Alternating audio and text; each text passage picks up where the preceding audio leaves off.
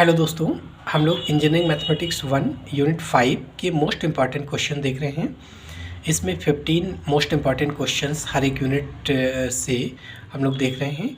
इनको सारे क्वेश्चंस देखने के लिए वीडियो के डिस्क्रिप्शन बॉक्स में लिंक दी है, वहां पर जाकर आप प्लेलिस्ट से सारे क्वेश्चंस देख सकते हैं।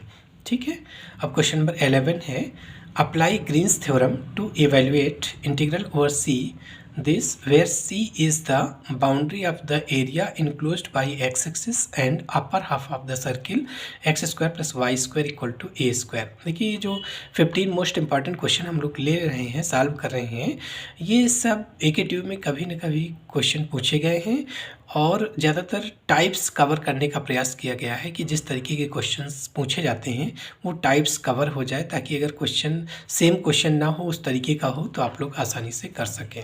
ठीक है, तो देखिए ग्रीन्स थ्योरम पर ये क्वेश्चन है, इसको इवेल्युएट करना है, वेरीफाई नहीं करना, इवेल्युएट करना है। तो लाइन इंटीग्रल को हम लोग सरफेस इंटीग्रल से इवेल्युएट करेंगे ना, डबल इंटीग्रल से इसको इवेल्युएट करेंगे।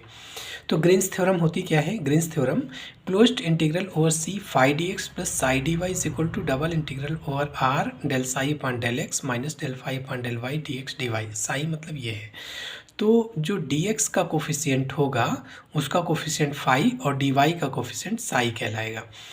तो यहाँ पर c क्या है? c हम लोग देख लेते हैं, c किससे बाउंड होता है?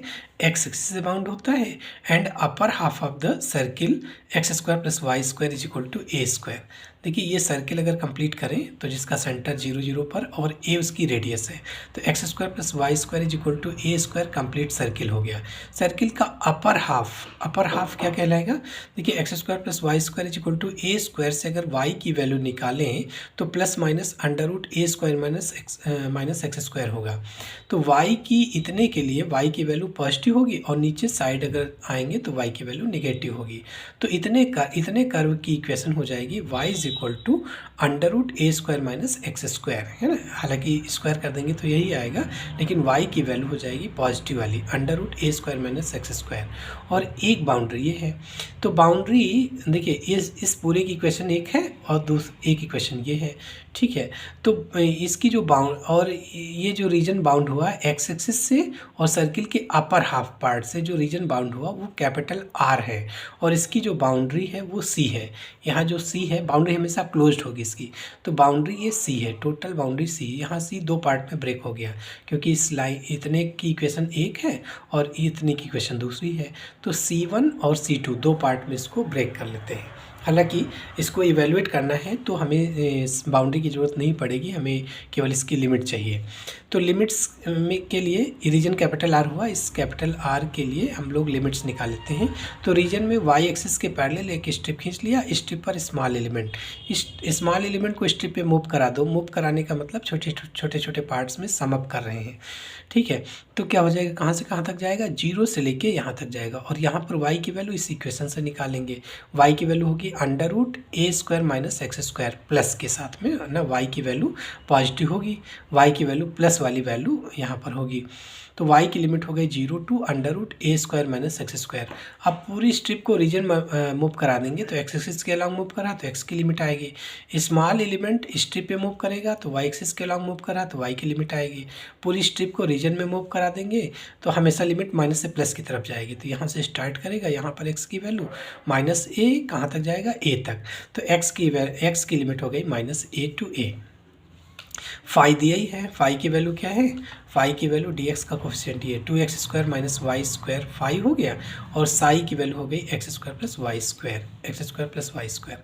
सो integral over C phi d x plus psi d y की वैल्यू हो जाएगी डबल इंटीग्रल ओवर आर और del psi upon del x. इसका x के रिस्पेक्ट में पार्शियल डेरिवेटिव 2x हो जाएगा और इसका y के रिस्पेक्ट में पार्शियल डेरिवेटिव प्लस का 2y हो जाएगा। बीच में माइनस साइन होता है ना, बीच में माइनस साइन है, यहाँ से ऑलरेडी माइनस आएगा ये वाला, तो प्लस का 2y into d x d y. अब फाई और साई की यहाँ वैल्यू रख लिया, दिस इक्वल टू लिमिट रख लीजिए, आर हटा के, रीजन आर हटा के एक्स वाई की लिमिट रख लो। तो एक्स की लिमिट हमेशा पहले कांस्टेंट वाली लिमिट रखेंगे, तो एक्स की लिमिट जाती है माइनस ए से ए तक, और वाई की लिमिट गई है 0 टू, वाई की लिमिट गई है 0 to under root a square minus x square. तो 0 to under root a square minus x square into 2 break common हो गया x plus y d x d y. बस इसको अब सिंप्लीफाई कर लेना है। तो 2 बाहर कर सकते हैं, माइनस ए टू ए और x इंटू वाई के रिस्पेक्ट में इंटीग्रेशन करो सबसे पहले। तो x तो कांस्टेंट है, y आ गया, प्लस y का हो गया y square upon 2 limit 0 to under root a square minus x square d x. ठीक है, सो माइनस ए टू ए ये हो जाएगा, अपर लिमिट रख लो, y की वैल्यू यहाँ रख लीजिए, तो अपर लिमिट तो x into under root a square minus x square plus y square, इसका होल स्क्वायर किया तो a square minus x square upon 2, lower limit से सब जीरो हो जाएगा, और dx। ठीक है, इसको अलग अलग कर लीजिए।